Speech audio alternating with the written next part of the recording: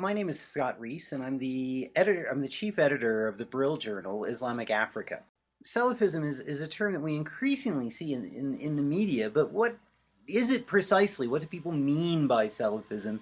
And what are some of the pitfalls of this term?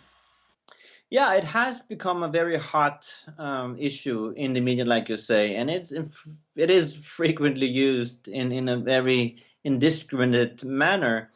So it is basically a current within Islam that are very focused on conservatism, is very focused on keeping the religion pure from, let's say, Sufi elements, from so-called cultural elements that are engaged in having scripture as the only legitimate source, and very, and people will say them very narrow-minded. But that's like one aspect of it, and that's the point of Salafism increasingly covering a number of aspects and different sub-strands here, which makes it hard to define. And of course, the pitfall then becomes when you have the media just throwing it out as a word for whatever movement. It just becomes in the end almost meaningless. To talk about Al Qaeda as Salafi movement is possible, but it's also possible to talk about very quietist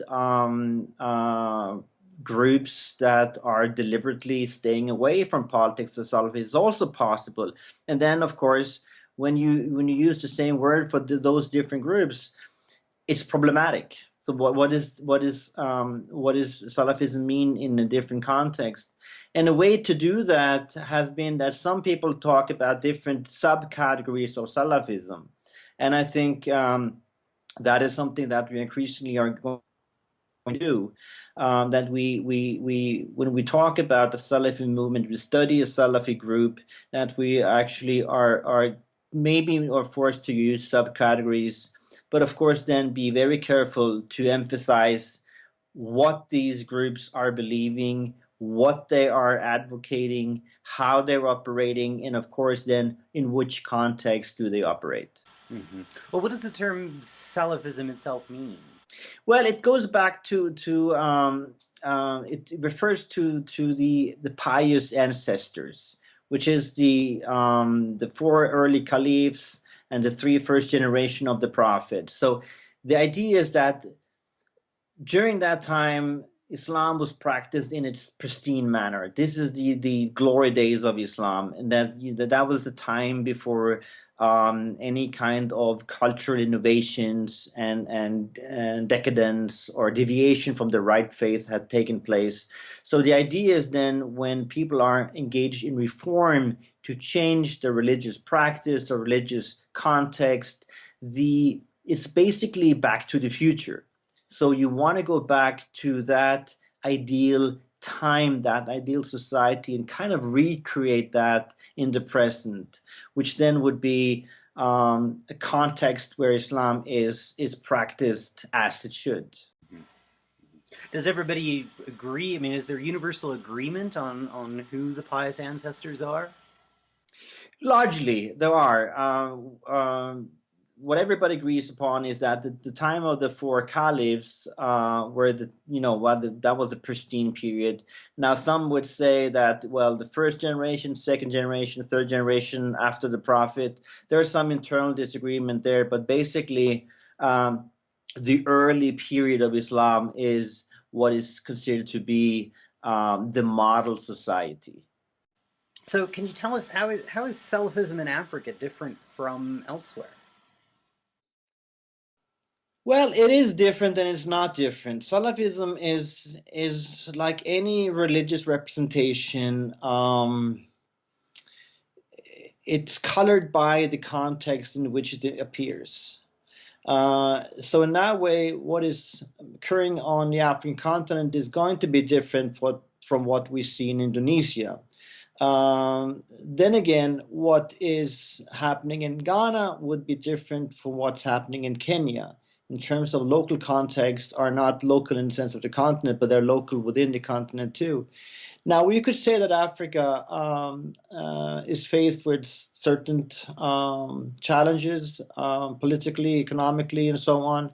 It has a history different from other parts of the world. And in that way, we could talk about Salafism in Africa as being distinct. Yet, there will also be aspect of Salafism in Africa that we can find in other parts of the world. And secondly, there will also be differences within Africa, meaning that, as I said, Salafism in Ghana and Salafism in Kenya can appear very differently.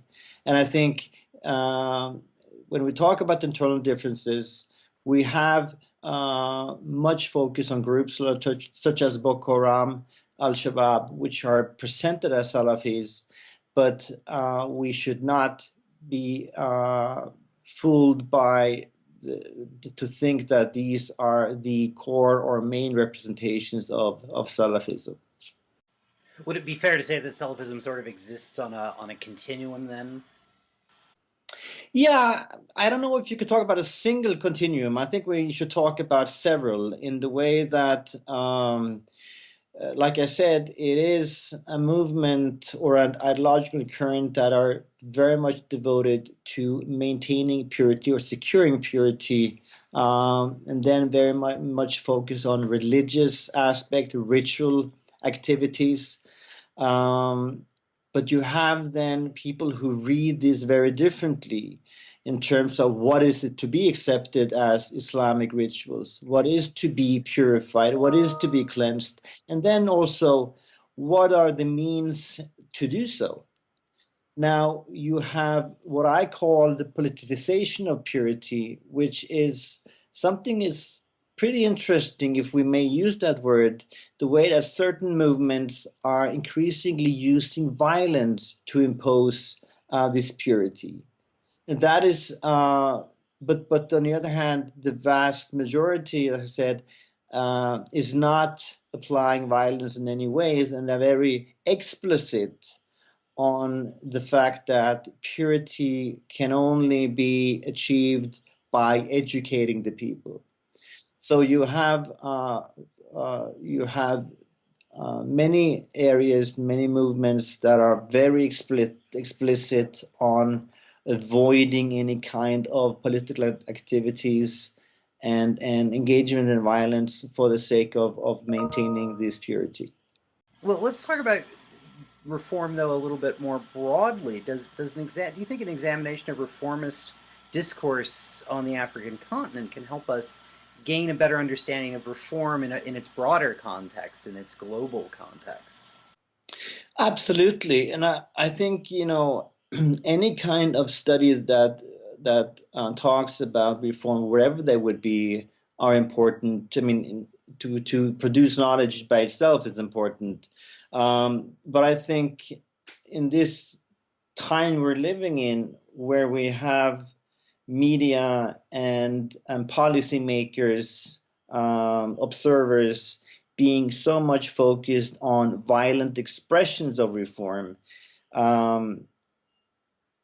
a picture that broadens the scope in a way that not only violent representations are very important. And that is what we wanted to do with the paper we with the special issue we produced, is yes, we want to acknowledge and take seriously the fact that you have movements that are violent. We have articles that deals with Somalia, with Al-Shabaab. We have movements that deals with Boko Haram.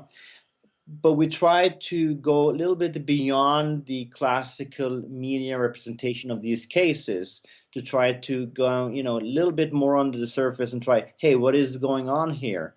What are the actors involved and what is actually at stake?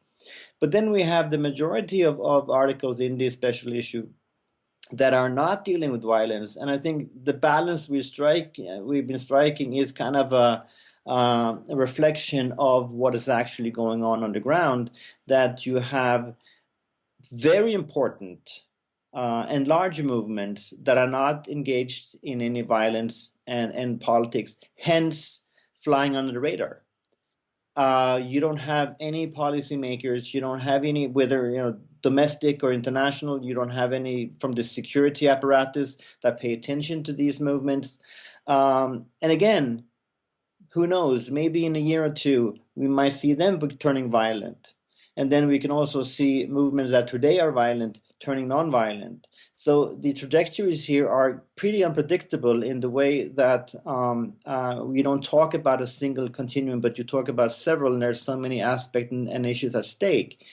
And that's why it is important, I think very important, to pay attention to movements that are not every day in the media.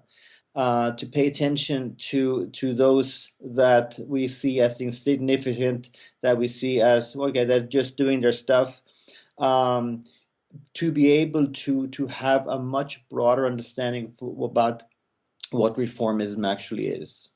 Well, let's talk about the authors of these articles a little bit. The articles in the issue are mostly by a younger generation of academics, some of whom who have just finished their degrees, others who are junior professors.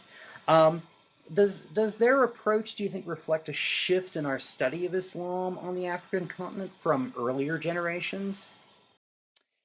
I think it might do. I don't want to be too assertive here, but I think there is something here. I think, well, in general, when we talk about African studies, there has been several shifts over the decades, going back to the 60s and to the colonial period and so on. So there are new approaches, new perspectives. And that is absolutely the case in the study of Islam in Africa too.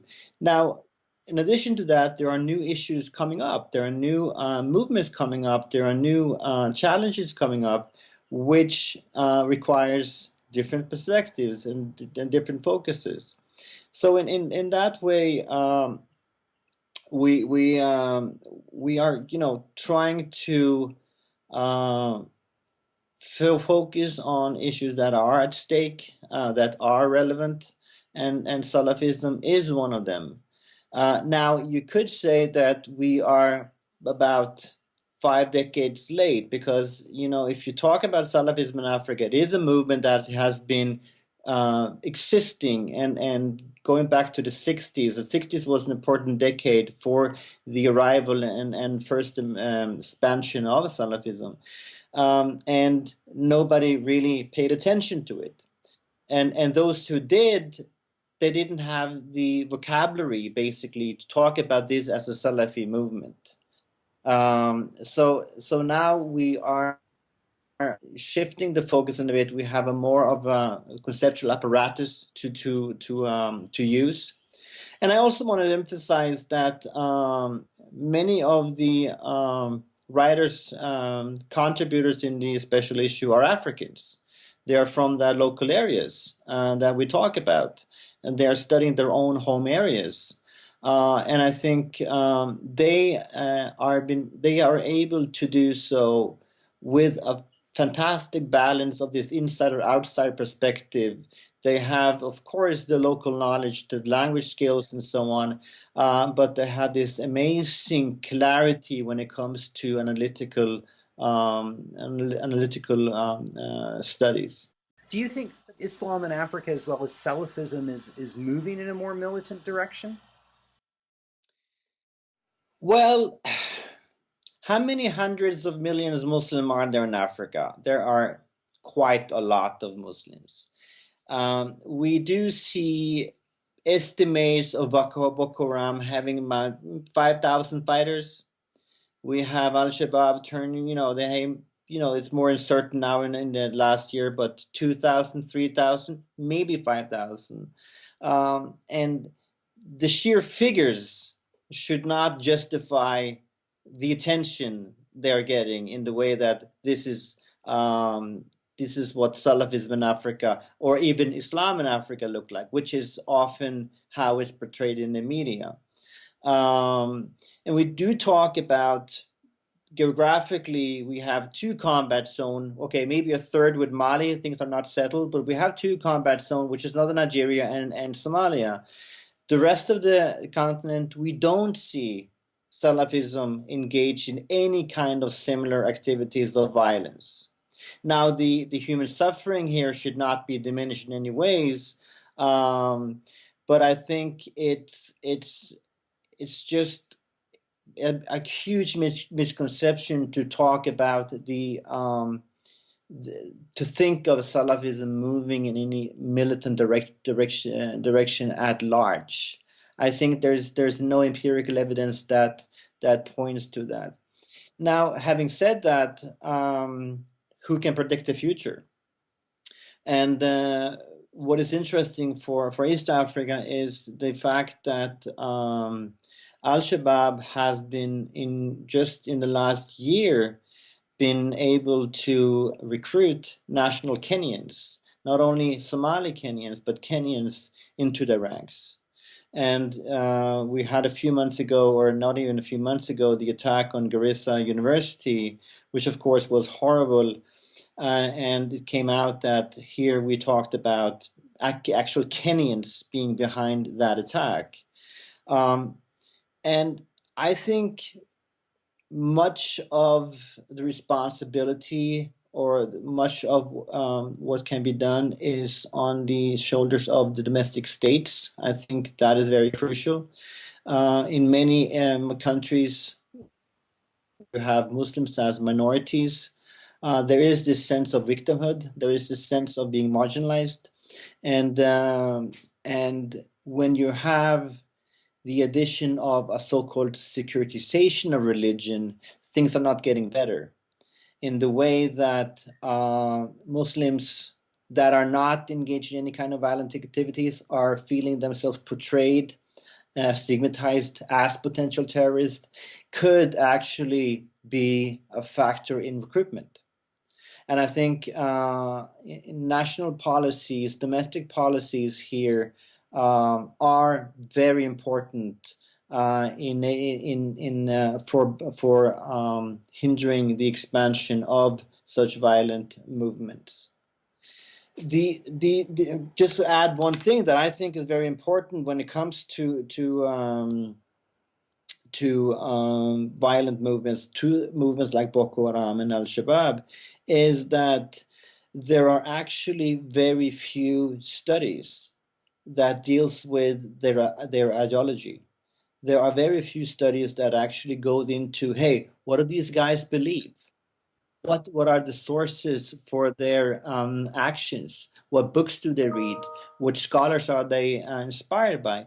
It's always they're always almost studied through this lens of security, which I think is a very narrow perspective to understand these movements. And I think if we want to be able in any way or somehow to project any kind of future direction or activities, we need to understand what they're believing. And I think that's extremely crucial. And that is something that we wanted to do with this special issue. We want to focus on, say, what are the ideologies behind these different groups and movements.